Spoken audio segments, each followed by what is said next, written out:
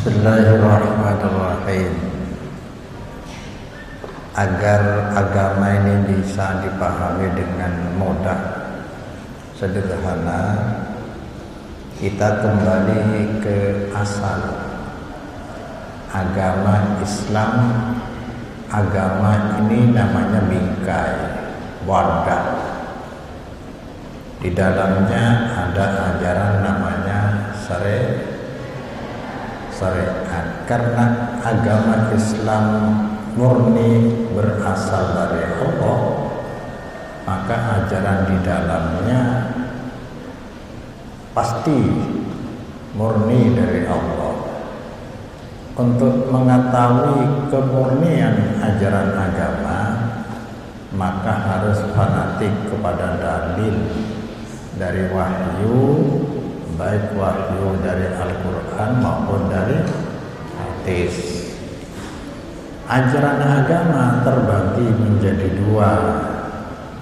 Ada yang harus diyakini, dikenal dengan al-iman. Iman itu diyakini karena informasinya sahih, akurat dari Allah maupun dari Rasulullah. Yang punya rukun iman 6. Ada yang harus diamalkan 2 disebut serangkaian. Pilar dari agama 2. Ada yang harus diyakini namanya al-iman, ada yang harus diamalkan, diyakini tidak diamalkan. Ada yang harus diamalkan, yang namanya dikenal dengan al-islam.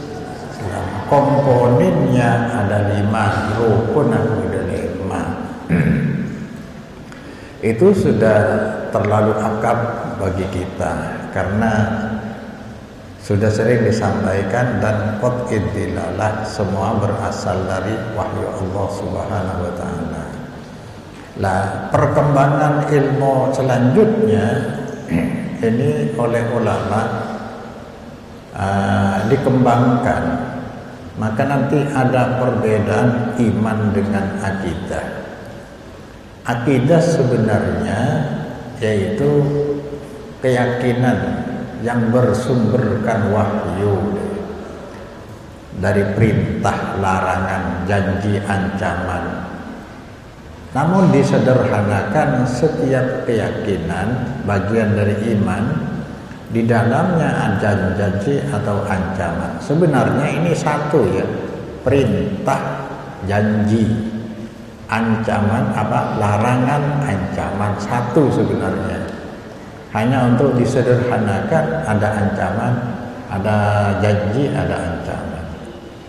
Kalau ada janji pasti ada. Kalau ada perintah pasti ada janji.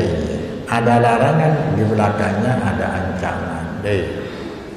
Lah, karena al-iman berpasangan dengan al-Islam, maka akidah berpasangan dengan ibadah. Artinya akidah itu keyakinan yang memicu lahirnya proses ibadah.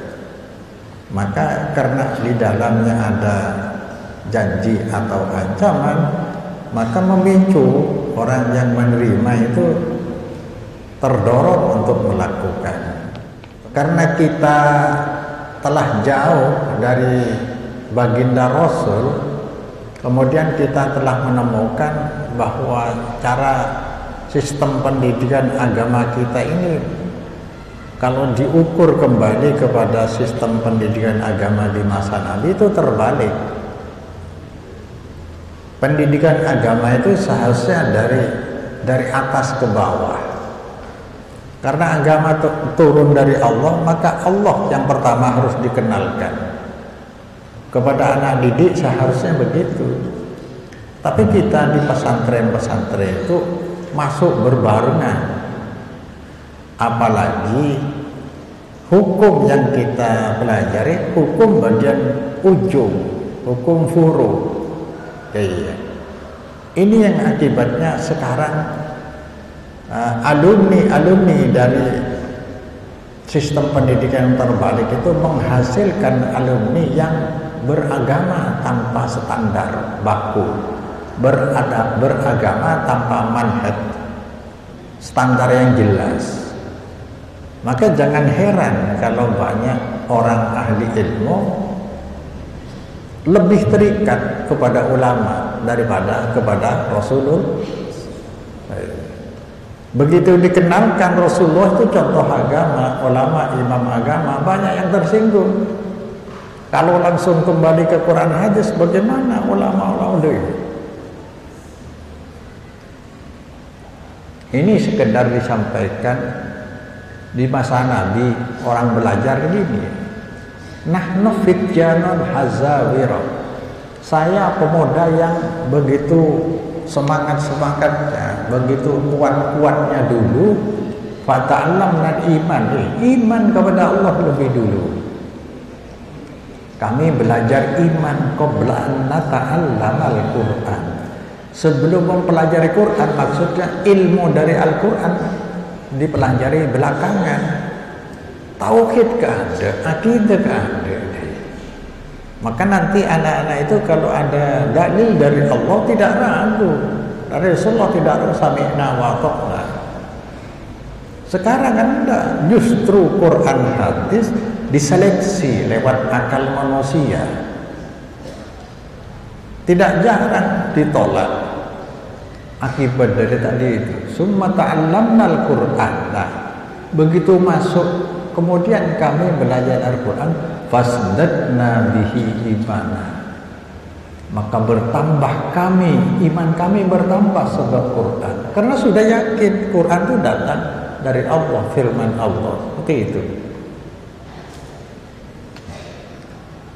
Sekarang kembali nih, 3 poin usul agama. Ini yang tidak ada kompromi, tidak ada toleransi dalam ini. Kita harus toleransi kepada orang lain, tapi bukan masalah usul.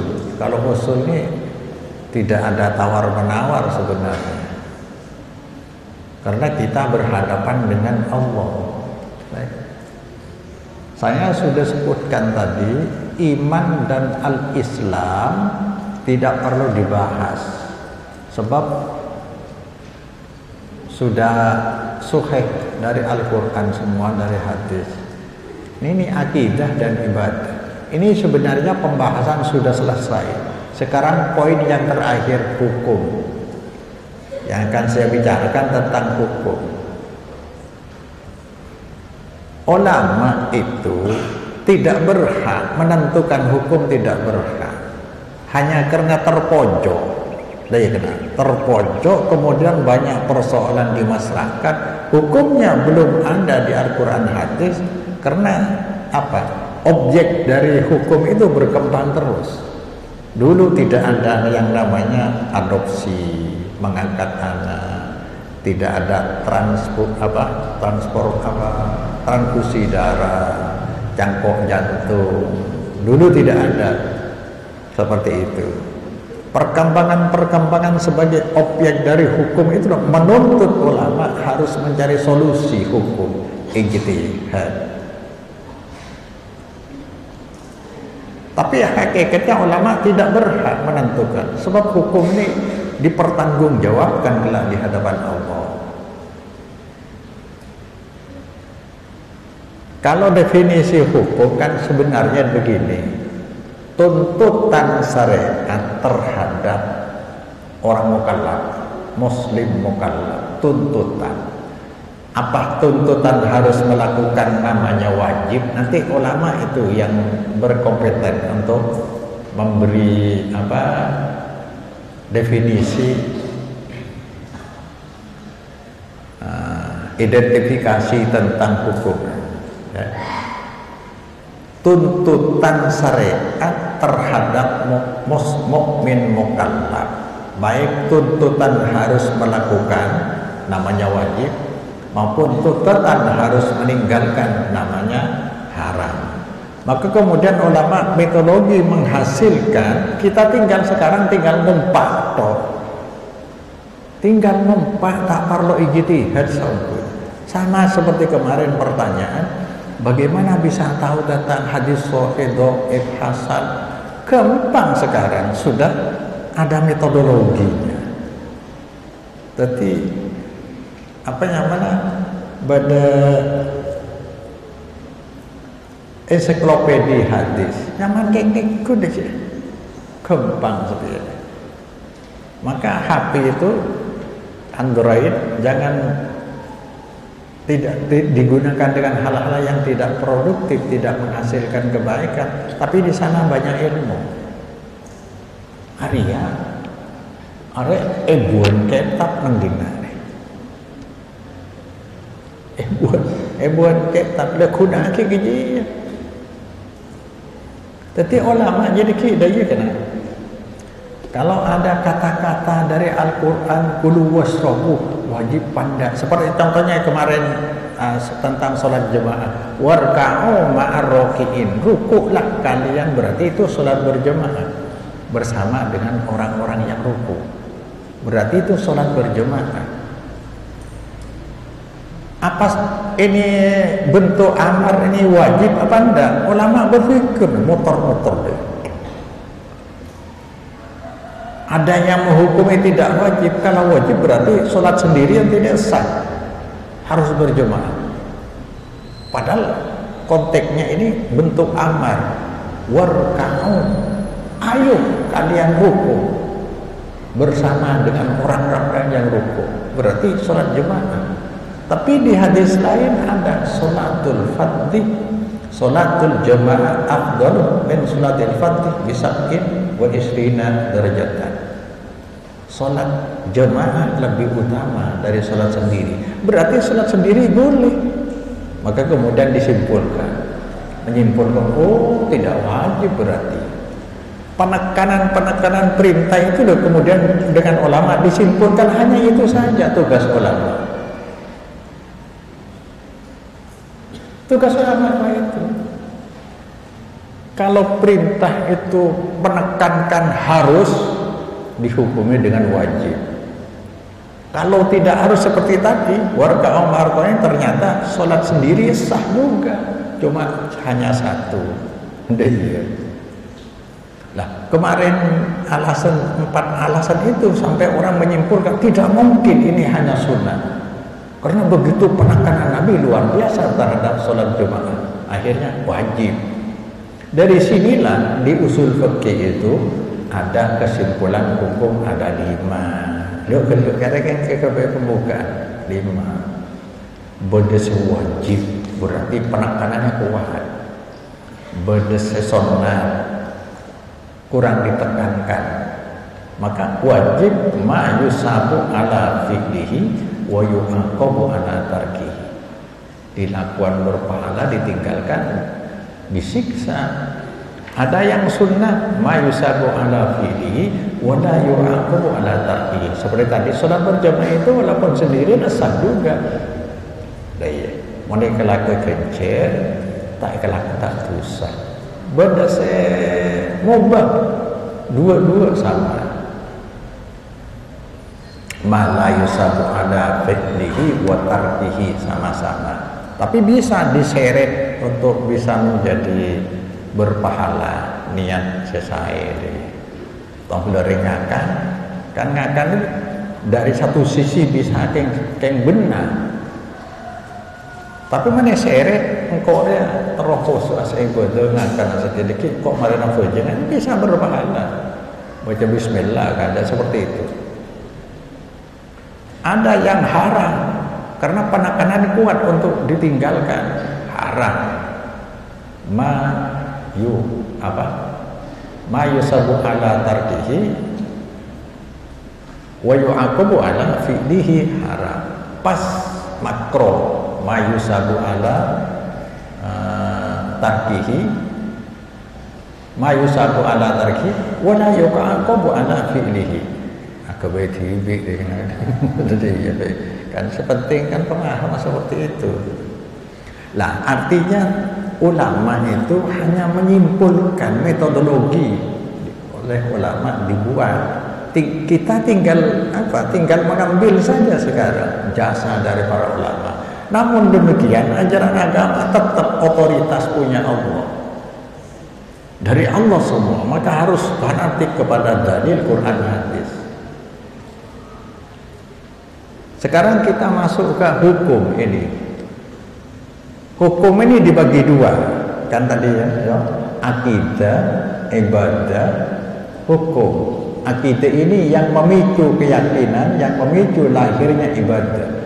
Jadi ibadah sebenarnya proses memenuhi tuntutan akidah. Setiap ada akidah kemudian dilaksanakan, jadilah ibadah secara umum. Lah hukum ini yang memvonis. Hukumnya apa? Apa wajib, apa sunnah? Lema itu wajib, sunnah, mubah, haram, makruh. Dari ulama syakubay. Asal ada. Cuma nyimpul lagi dari Quran ayat-ayat kandungnya Quran dan hadis.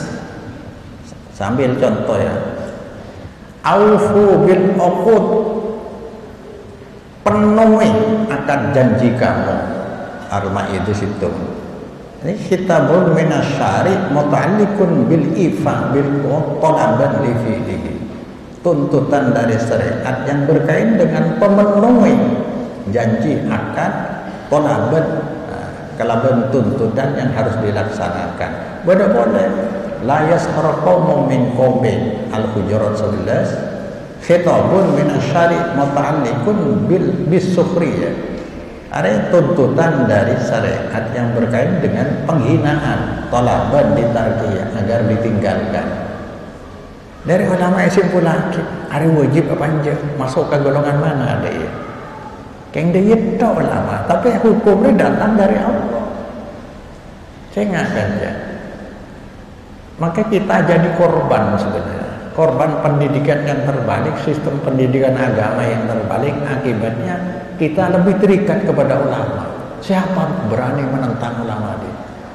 Mereka lupa di atas ulama itu ada utusan Allah sebagai contoh agama. Dan ulama itu siapapun, tidak ada yang maksum. Yang menganggap ulama maksum itu hanya orang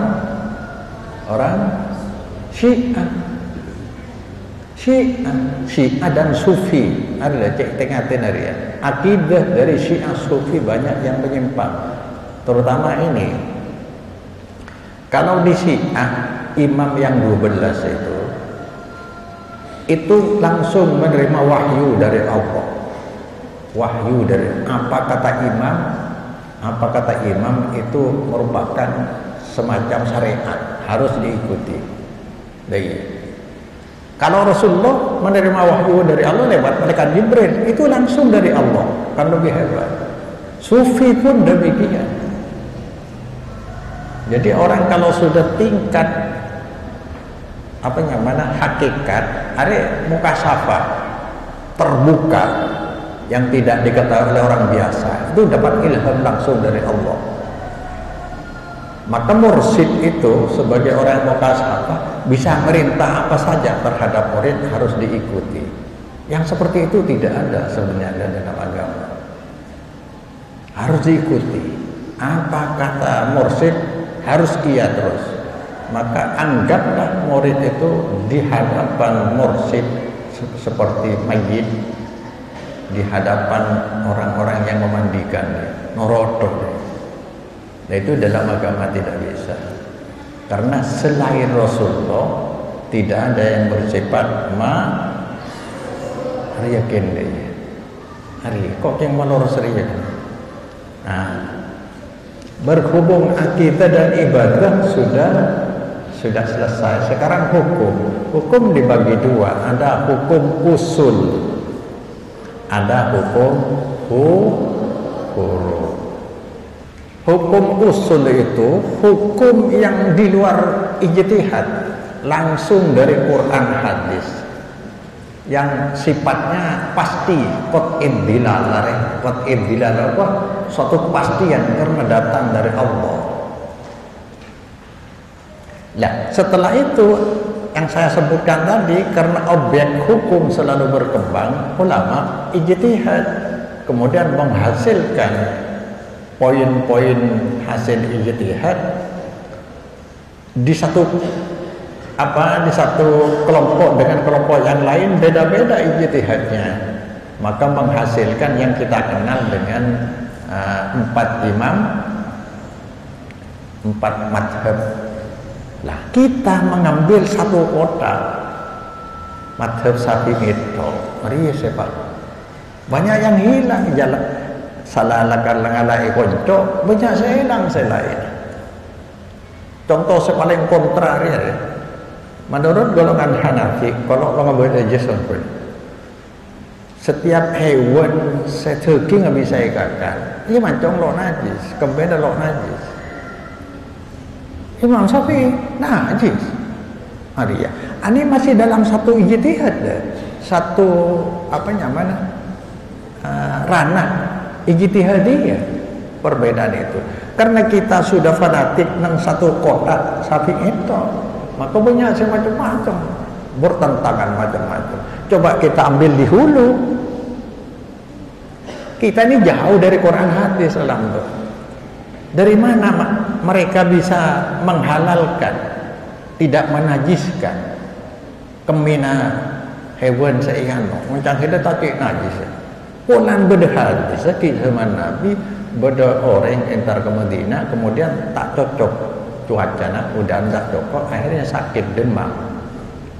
Ketemu dengan Rasulullah, Rasulullah sampai antar ke ontah zakat seyuk yuane luar, inum kemina, inum susunan.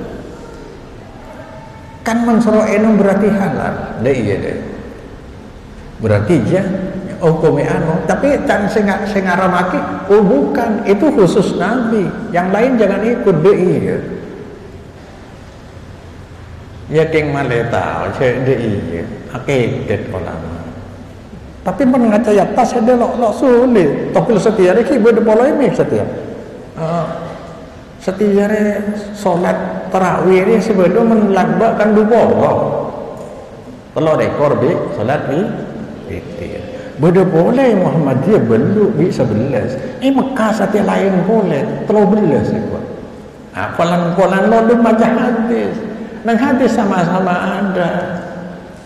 13 ada, 11 ada, 20 ada. Bahkan kata Rasulullah tidak pernah memberi batasan ketika ditanya salatul laili, qiyamul laili itu apa? Salatul laili masna, berarti tidak terbatas. Ada kesimpulan ulama deh. Ayo kena baca Quran hadis.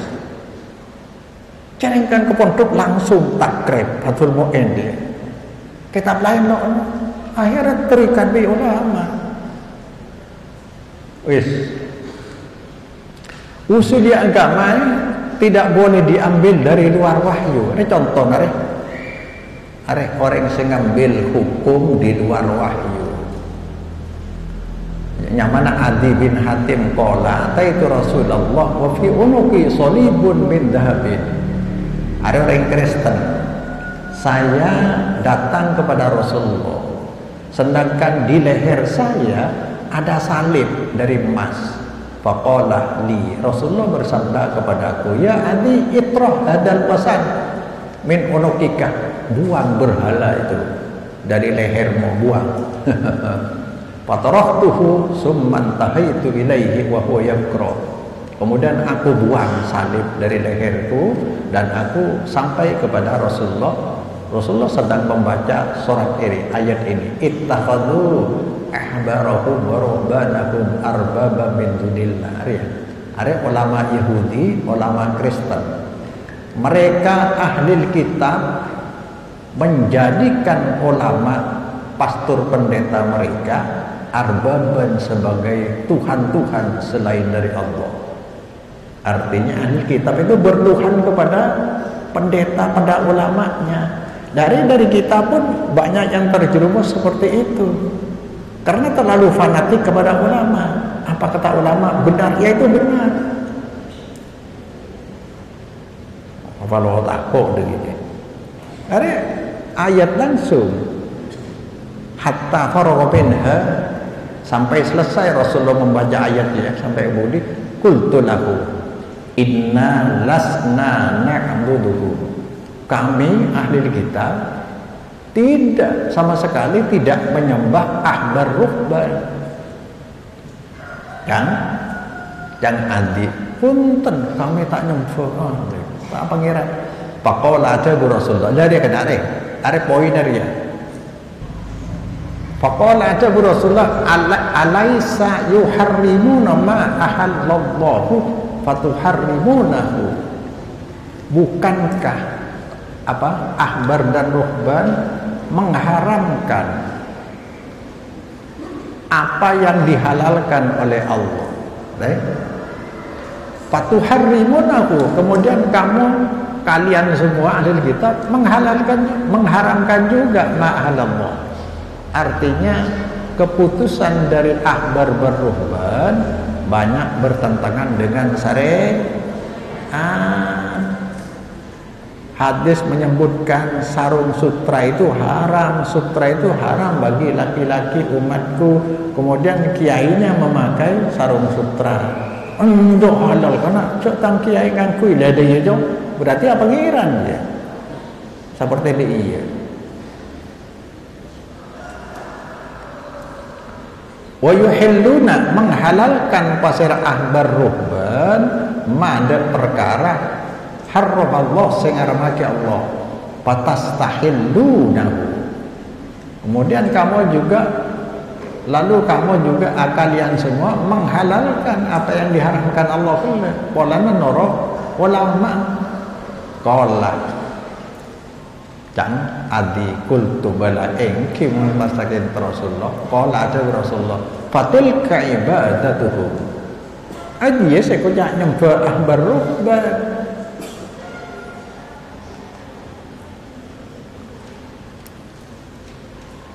Akidah kan kayak contoh lebih asar ya. Akidah kan janji, ancaman. Hanya untuk mudah sempurna, janji itu di belakang dari perintah, ancaman di belakang dari larangan. Sama sebenarnya. Ini atan Nabi rajulun, datang kepada Nabi seorang laki-laki faqala, ini ilmu pasti ya, ilmu pasti. Mal mujibatani, Rasulullah mapani kapan apa tiding dua perkara saya memastikan faqala ari ya. Teti tauhid memastikan masuk surga, syirik memastikan masuk neraka. Ada kan ancaman dengan janji kepada orang yang berhati-hati. Dalam berhati-hati untuk tidak syirik itu bagian dari proses ibadah. Man mata la yusyriku billahi syai'an dakhalal jannah. Kata orang ngaji belagor ya bilang dakhalar ya mesti makna. Careng kidok masuk lek kocak dakhalah. Are faedana mesti ya. Pasir orang mati man ale tak syirik merek Allah masuk surga. Pasir mati syirik Allah sudah neraka. Bagian dari akidah ini yang akan saya jelaskan hukum ini. Pada Pak kan hilang ke hukum, pokok hukum dalam syariat ada 10. 5 yang diperintah, 5 yang dilarang. Aja akidah kafinya. Perintah itu di belakangnya ada janji. Larangan itu di belakangnya ada ancaman. Itu akidah semua.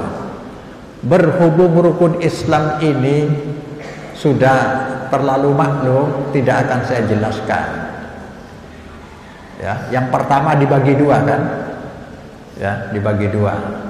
5 pokok perintah syariat, 5 pokok larangannya adalah akidah syariat. Yang itu langsung datang dari Quran maupun hadis. Yang pertama, 5 pokok perintah syariat Allah. ikrar 2 kalimat syahadat. Ini apa namanya? Induk dari ibadah dengan bacaan, kalimat bacaan. Kita bisa beribadah kepada Allah dengan kalimat bacaan. Benar apa? Benar? Ada 3. Ada doa, ada zikir, ada kalimat ilmiah. Doa itu bisa diambil dari Quran, yang nuansanya doa, bisa diambil dari hadis, bahkan bisa bikin sendiri dengan bahasa sendiri, tetap jadi ibadah kepada Allah. Ad-du'a wal ibadah. Yang kedua ada kalimat zikir. Kalimat zikir, kalimat thayyibah itu diambil dari 2 sumber. Satu dari Al-Quran, Quran dari awal sampai akhir kalimat zikir semua, bisa diulang-ulang. Karena itu firman Allah. Ya. Dan kedua bisa diambil dari hadis yang memang diperuntukkan untuk zikir, seperti yang tersusun subhanallah, alhamdulillah, Allahu akbar, la ilaha illallah, la haula wala quwwata illa billah, sholawat, semua itu istighfar, astagfirullah, astagfirullah, istighfar ada 5, semua itu kalimat zikir. Tidak boleh berbuat sendiri atau dibikinkan oleh ulama, tidak bisa. Jadi sholawat kalau bikin sendiri, walaupun mengaku bermimpi ketemu Nabi langsung diberi ijazah sholawat, jangan percaya. Itu wahyu sudah selesai. Jadi kalimat zikir hanya bisa diambil dari Al-Quran, 2 dari hadis, dan semua yang dari hadis adalah tarkib. Tidak ada zikir Allah, Allah, Allah, Allah, tidak ada. Yang dari sumbernya dari hadis. Yang ada adalah hadis. La taqum as-sa'ah hatta la yuqalu fil ardi Allah, Allah, Allah. Itu Nabi dalam menyampaikan bukan dalam konteks zikir, tetapi sebagai tanda-tanda kiamat. Kiamat tidak akan terjadi kalau masih orang menyebut-nyebut Allah, artinya dalam beraktivitas masih merujuk kepada Tuhan. Tidak akan kiamat, artinya kiamat akan datang pada manusia yang sudah lupa kepada agama.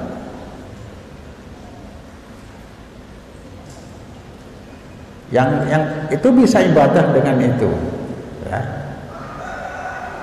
Yang terakhir kalimat ilmiah. Kalimat ilmiah bukan kalimat doa, bukan kalimat zikir, tetapi ilmiah. Untuk mendapat pahala dari Allah harus dibaca, diambil intisari pemahamannya, diserap pemahamannya, baru jadi ibadah. Seperti thalabul ilmi fardhatun, innamal a'malu binniyat. Itu kalimat dari hadis, tetapi itu bukan doa dan bukan zikir, tapi kalimat ilmiah. Mun ngafalaki nyerap ilmu baru oleh hujarin. Ini namanya yang pertama ikrar 2 kalimat syahadah, induk dari ibadah umum. Ibadah dengan bacaan disebut dengan ibadah wairuh muqayyadah, tidak terikat dengan waktu, tempat dan bilangan. Wah, nyaman kan. Yang kedua dari sholat sampai ke haji, ini disebut, ini ulama yang membuatkan, disebut dengan ibadah muqayyadah, ibadah yang diikat dengan waktu, bilangan dan cara. Arya. Lah ibadah itu tidak keluar dari 5 dia kan. Kalau Nabi bersabda alaikum bisunnati, sebenarnya ini ya, alaikum bisunnati wa sunnatil khulafa'ir rasyidin al mahdiyyin. Kamu mayyis minkum fasayara ikhtilafan katsira. Nabi sudah mewanti-wanti. Awas, hati-hati kelak kalau dari kalian para sahabat ada yang berumur panjang akan menemukan banyak pendapat macam-macam, pro kontra.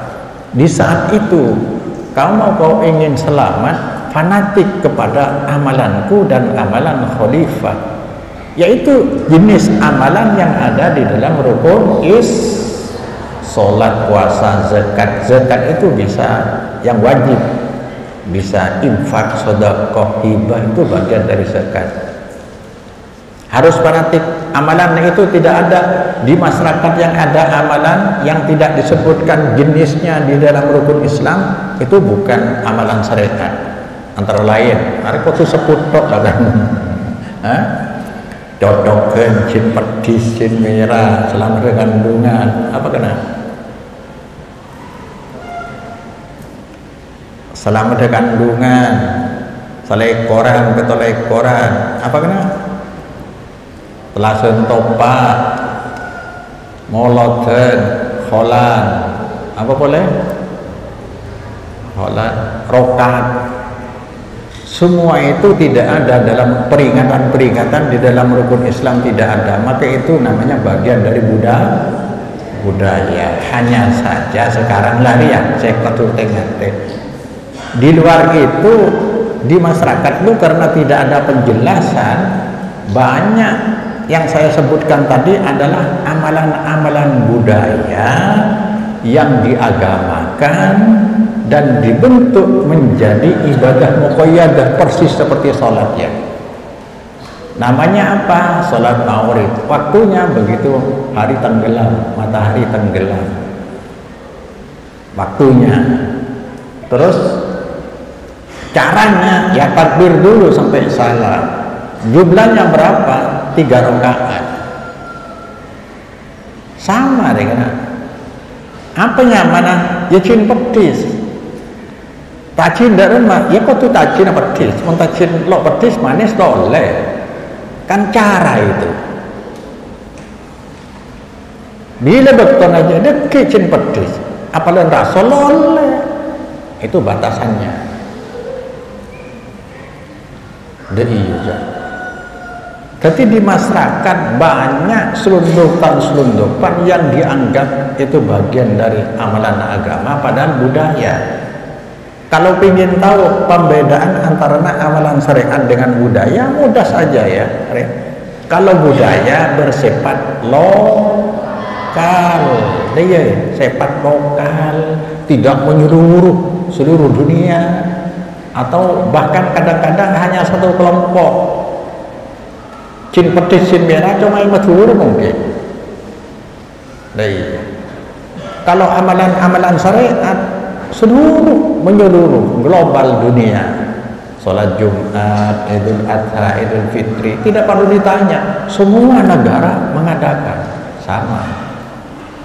Maka sampai sekarang sholat itu orsinil, tetap asli, karena ada sholat berjemaah skala internasional, diulang setiap tahun di Mekah, Madinah.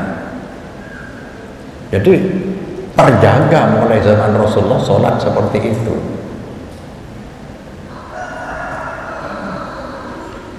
Jadi sholat itu karena ibadah muqayyadah, punya nama, punya waktu, punya cara, punya batasan. Sama dengan selikuran. Selikuran punya nama, punya waktu, punya cara. Secek kataran pitulikuran. Pitulikuran itu cek kataran. Namanya apa ya? Pitulikur. Tone ngobe ya. Caranya gimana? Ya mengantarkan makanan harus berbentuk tepan. Pelotan, lucu lah kan. Rumah sebelah pelotan tapi sekampung. Saya ngater pada bilis. Jaringan di pelotan kaki ya tere pelotan. Aja men telur ekor lo oleh, sekami lo oleh, men sekami lain boleh, serapi. Men kocek bawon itu serius. Udah serapi dah. Nah seperti itu, karena di masyarakat terkesan itu ibadah muqayyadah, ada waktunya, maka merasa terikat. akhol 1 tahun 2 tahun terikat mula bektona kopi ya.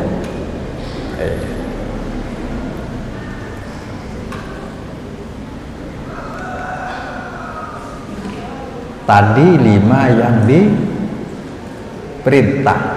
Sekarang 5 pokok perintah syariat Allah tersebut, saya sebut rukun Islam, sudah tercakup di dalam sabda Nabi Rere. Fa innahu may ya'ish minkum ba'di fasara ikhtilafan katsira. Dari kalian siapa yang masih hidup panjang umur setelah aku meninggal dunia, kelak akan menyaksikan banyak ikhtilaf. Ketika itu pesan saya, wa'alaikum bisunnati wa sunnatil khulafa'ir rasyidin al-mahdiyyin ar-rasyidin, dibaliknya. Kalian harus fanatik dengan amalanku, amalan Khalifah Abu Bakar, Umar, Utsman, Ali radhiyallahu anhu. Tamassaku biha, peganglah amalan dia. Wa'addu 'alaiha bidawajib, gigitlah amalanku, amalan Khalifah dengan gigi gerak. Artinya cok pas lepas, cok ibadah di lain lah. Yang berlawanan dengan itu namanya amalan bid'ah. Apa amalan bid'ah? Yaitu amalan mandiri. Tadi punya nama, diikat dengan waktu, ada batasannya, yang tidak pernah diajarkan Nabi, artinya tidak pernah diamalkan, tidak pernah disetujui. Sampai min ajli dali, karena itu ja'an al imam daril hijrati al imam Malik bin Anas. Karena itu ada pernyataan kaidah yang dibuat oleh Imam Malik madhab Maliki, annahu qala man ibtada'a fil Islam bid'atan yaraha hasanatan. Hafalkan ya. Man ibtada'a, siapa membuat yang baru di dalam Islam, bid'atan ke bid'ah atau kalaban bid'ah, yaraha hasanatan, yang memandang orang itu ke bid'ah aja hasanatan, bid'ah, memandang sebagai bid'ah hasanah. Orang seperti itu faqad za'ama anna Muhammadan sallallahu alaihi wasallam khana risalata. Dia sama dengan menuduh Nabi Muhammad berkhianat terhadap syariat. Kalau masih ada yang baru, karena Nabi tidak diwafatkan sebelum syariat tuntas diwahyukan. Iya. Iqra'u qaulallah, maca sampean dan sebenarnya Allah cak dia lah sampurna. Al-yauma akmaltu lakum dinakum wa atmamtu 'alaikum ni'mati wa raditu lakumul Islam madina. Ini di haji terakhir di Arafah. Kira-kira sore-sore hari katanya turun ayat ini, kata Sayyidina Umar. Hari ini aku sempurnakan agama untuk kalian. Aku tuntaskan ya ajaran agama, nikmat dari syariat atas kalian. Aku ridho Islam sebagai agama kalian. Ada penambahan. Nah, yang disebut Islam sempurna itu apa? Islam dalam usuli, Islam usuliyah, agama yang disempurnakan, akidah, ibadah dan hukum usul. Sedangkan furu berkembang terus. Dulu tidak ada cangkok jantung, ulama ijtihad. Dulu tidak ada budidaya cacing. Saya beda, halal apa haram dibahas di ulama. Dulu tidak ada masalah macam-macam, berkembang terus seperti basul masail, majelis tarjih, berkembang terus. Tapi itu bagian furu, tidak ada jaminan kalau itu pasti benar. Itu bagian dari ranah ijtihadiyah yang disabdakan oleh Nabi, idza hakamal hakimu fajtahada summa asaba falahu ajroni. Siapa bersungguh-sungguh ijtihad, mencari kesimpulan, lalu dia menemukan kesimpulan yang benar menurut syariat, dia akan mendapat 2 bagian pahala ijtihad dan pahala menemukan kebenaran. Wa idza jatahada ya summa akhta'a falahu ajrun wahid. Kalau dia berijtihad mencari kebenaran dengan segala kemampuan itu, akal yang digunakan ternyata menemukan kesimpulan yang tidak benar, kesimpulan yang salah, dia masih mendapat 1 pahala, tapi kesimpulannya salah. Artinya kesimpulan ijtihad tidak selalu benar, bisa benar bisa salah. Namun kesalahan seorang mujtahid selalu diampuni. Hari untung anak jadi orang ijtihad tengah-tengah. Cuma kalau mengalami kitab pendapat ulama yang kubkai dalil tak oleh. Ada yang contoh ya, cek orang makilah ibadah yang benar melok Nabi salah. Ibadahnya tangkar benar yang diamalkan amalan syariat, tapi tidak cocok dengan tuntunan Nabi, salah tidak. Sudah pernah disampaikan, ada 3 orang datang kepada rumah istri Nabi. Waktu itu Nabi tidak ada. Yas'aluna an ibadatin Nabi sallallahu alaihi wasallam. Mereka ingin tahu tentang ibadah Nabi di rumahnya seperti apa. Falamma ukhbiru ka'annahum taqalluha, setelah